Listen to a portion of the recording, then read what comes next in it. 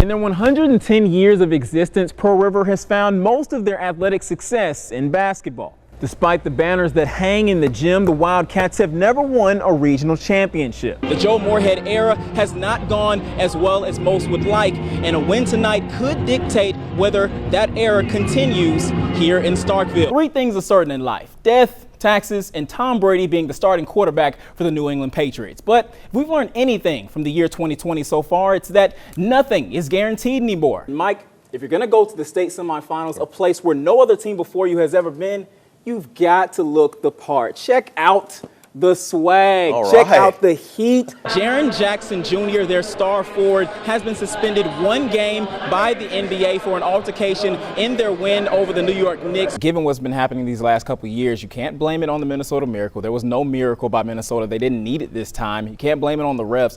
New Orleans just laid an egg, and they know it. 5 of the top targets this summer all share the same letter in their first name: Kevin Durant, Kawhi Leonard, Klay Thompson, Kyrie Irving, and Kemba Walker, or as I like to call them, the 5 strikeouts. Although Trent Grisham and Weston Wilson are the featured shuckers in today's home run derby, neither of them have a better batting average than Patrick Leonard, who leads the team with .316. Now, I'm not one for conspiracy theories, but if there's one relating to NFL officials and how they make and review calls against the New Orleans Saints, it would be hard not to believe it at this point. To add insult to thumb injury of Drew Brees, it happened again. If I was them, I would have been like, Coach, listen, I was like, you got to sub me out. I'm sorry, this game is taking way too long. I didn't sign up for double overtime, okay?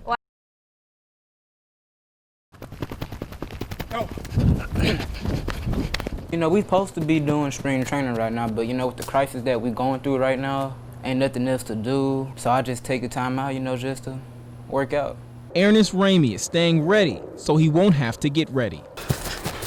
The rising sophomore at Stone County High is pushing himself to the limit, staying committed to a workout regimen he came up with all on his own. I have it where like I'll work out inside and do my upper body workouts. The next day I can go outside and work out on my agility, you know, footwork.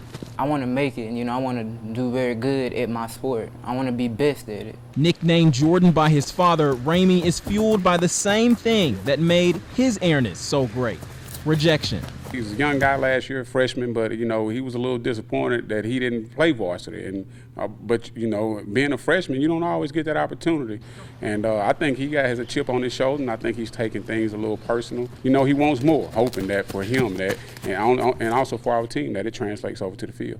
Ernest is willing to do whatever it takes to take his game to the next level. After doing sprints and cone drills outside, the workout continues inside, transforming his entire living room into a makeshift gym with state-of-the-art equipment, and he has his dad to thank for that. He'll tell me, like, you know, Dad, if we can't afford it, don't worry about it. I would get it. I mean, he has more than that. I had to give a lot of it away because we had to find somewhere to sleep because most of the stuff was in the bedroom. When he came to me and told me what he wanted to do, I thought he was playing with me. I thought he was kidding. I'm proud of him. I really am. Worst case scenario, if there isn't a football season this fall because of coronavirus, Ernest looks forward to being in the best shape of his life. I do it also, you know, for me, not just for football, but, you know, for my health too. One day, you know, this is all gonna end. You know, it ain't gonna be forever, you know. Just gotta keep, you know, God, you know, in our hearts that, you know, this will go away. Reporting in Wiggins, Josh Berrian, WLOX News Now.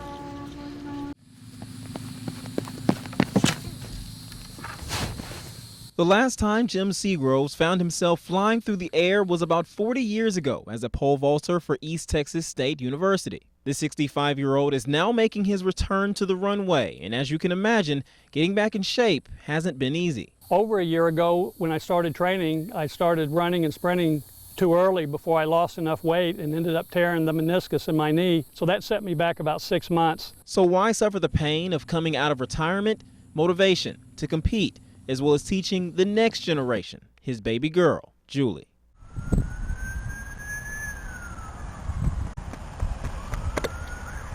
Whoa, that was a good one. When I was little, I would climb up walls because I would have a hallway in my house.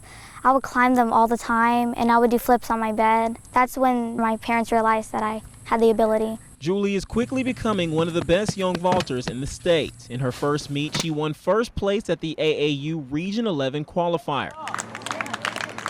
Given their age differences, Julie has never seen her dad in action until the perfect opportunity arose. I read an article about the Mississippi State Games over a year ago, and when I read it, I learned that there was no age requirements, that the old guys can compete with the young kids, and I thought that would be the perfect meet for me and Julie to compete together in. Not only did they compete, they dominated. There you go! Right, yes! Both jumping 7 feet and 6 inches to take home first place. Yes! Yes! Yes! Good job! I was pretty amazed because you don't see 65-year-old men doing pole vaulting at that age, so I was like, this is so cool. I just thought it was really neat for one time to be able to have her cheer me on, and I was looking forward to that. But the ultimate reward is not only the time they've spent together, but the bond they've created. He hasn't gotten a medal in a long time, and I was just very happy to see him happy. That made me feel really good. That was one thing that I could check off my bucket list, was competing in a pole vault event with my daughter. And we did it, and to make it even more special, it was the day before Father's Day. And so if I broke my leg and couldn't ever compete again, I would be a happy man still, now that I did that. The Sports for South Mississippi with Josh Berrian. From reinventing their offense with the help of former Saints assistant Joe Brady and transfer senior quarterback Joe Burrow, to beating five top 10 teams and winning the SEC championship to clinch their first college football playoff appearance. It doesn't get much better than that. This year's national championship will be played in the Superdome in New Orleans, and what a story it will be to win it all in their home state. They'd have to go through Oklahoma first in the Peach Bowl, but tragedy struck just before kickoff for the Tigers as offensive coordinator Steven Ensminger loses his daughter-in-law, local TV reporter Carly McCord, in a plane crash. LSU playing with heavy hearts in the ATL. First quarter, Joe Burrow on the RPO slings the first touchdown of the game to Justin Jefferson from 19 yards out. This will be a recurring theme in this game, so pay attention. 5 minutes later, Kennedy Brooks slides to the left. Can't go there, goes right and muscles his way in to tie it up at 7-all.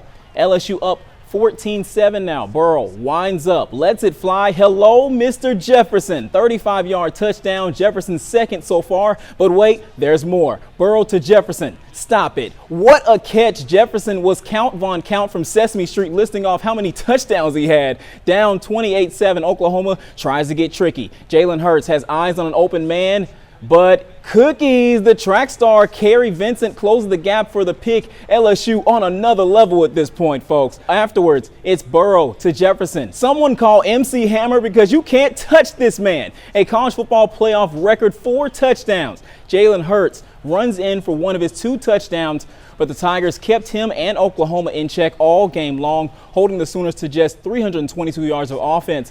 LSU hang 49 of their 63 points in the first half. Heisman Joe Burrow, 493 yards, 7 passing touchdowns, tying an FBS record for a bowl game as the Tigers will play for a national title back in Louisiana, obliterating Oklahoma 63-28.